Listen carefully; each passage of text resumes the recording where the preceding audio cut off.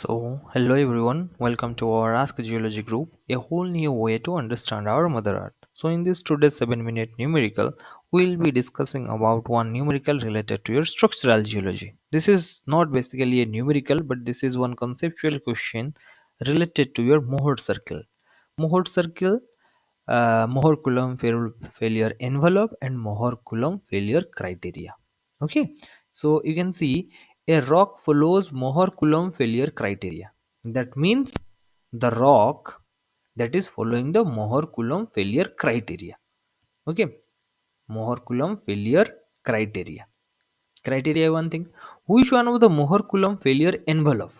Another thing is Mohor Coulomb failure envelope. Which one of the Mohor Coulomb failure envelope shown below allows the failure of rocks under the state of y but not under the state of stress x. Now x and y, these are two stress conditions of that rock they have given. Now they are asking this PPDS, QQDS, RARDS, and SSDS. These are called Mohor Coulomb failure envelope. These are called Mohor Coulomb failure envelope.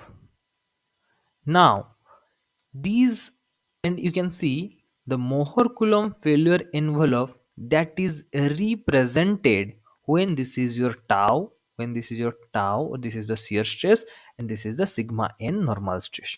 So the Mohor Coulomb failure envelope is represented in sigma n and tau, but the Mohor Coulomb failure criteria that is represented between sigma 1 and sigma 3. Okay, always remember this Mohor Coulomb failure criteria and Mohor Coulomb failure envelope, they are two different things. Okay, so Mohor Coulomb failure envelopes simply tells at what stress condition your rock will break.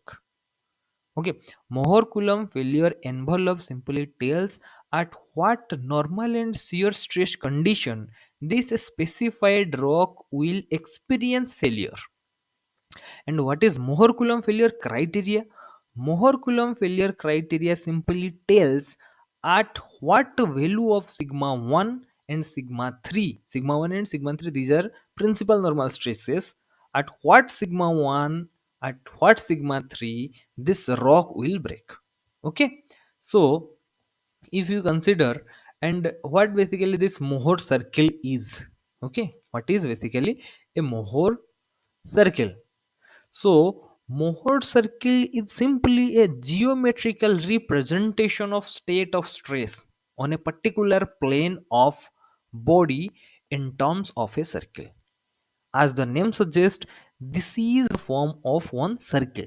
And if you consider two stresses acting on a plane, then by deriving the formula, you will find that finally the equation you will get, okay, that will be representative of a circle. Okay, that will be one equation of circle.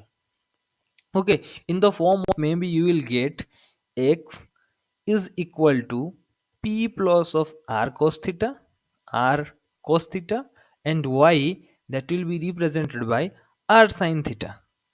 Okay, so these are the derivation, and you will find for the x this equation, and for y this equation, and these two equations are simply equation of your circle.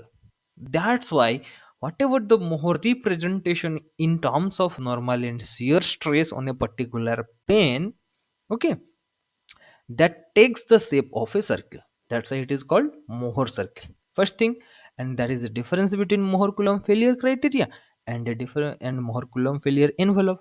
Mohr Coulomb failure envelope simply tells at what normal and shear stress condition your rock will fail. Okay, and Mohr Coulomb failure criteria, it will tell that at what amount of sigma 1 sigma 3 is sustainable.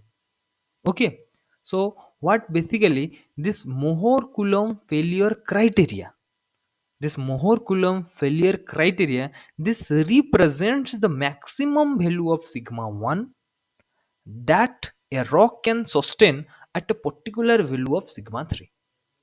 Okay, this Mohr Coulomb failure criteria, what it tells, it basically represents the maximum value of sigma 1 that a rock can sustain at a particular value of sigma 3. So this is basically a relation between sigma 1 and sigma 3, and this envelope, that is simply the relation between normal stress and shear stress. Okay, now when this Mohr Coulomb failure envelope simply says that when your envelope is touching the state of stress, that body experience failure. Okay, in this case, if we consider r dash, if we consider r dash, in this r dash failure envelope, the state of stress of this x is touching, isn't it? So at r dash Mohr Coulomb envelope, the state of stress this x the body is experiencing, it will fail. Okay, and for this y state of stress of that body, pp dash failure envelope, that represents the failure, because you can see this is touching here. Okay, for failure of y, this pp dash is correct. For failure of x, this r dash is correct. But our question is given that which one, the rock under stress state y will break but x will not break. You can see this is in pp dash, this state of stress of this particular body y, that is experiencing failure. But you can see this x, it is present below this pp dash. That means this is the region of your stability. This is the region of your stability. And always remember, like if you draw this type of diagram, okay, this is Mohr Coulomb failure envelope. Now if your state of stress is touching to these tangents, then only they will fail or they will experience failure. Till until they are not touching to these tangents, this is the field of your stability field. No failure will be there. For this s and s dash, in this case for s and s dash, both x and y, they are not stable. Okay, they are going in between. These are not stable. For q and q dash, both x and y, both are stable. And in case of pp dash, y is experiencing failure but x is stable. For r dash, x will experience failure but y will remain in they, it will not experience a failure. That means it is stable. Okay, so in this case our answer will be p dash. So I think this much explanation is good for you guys. So thank you.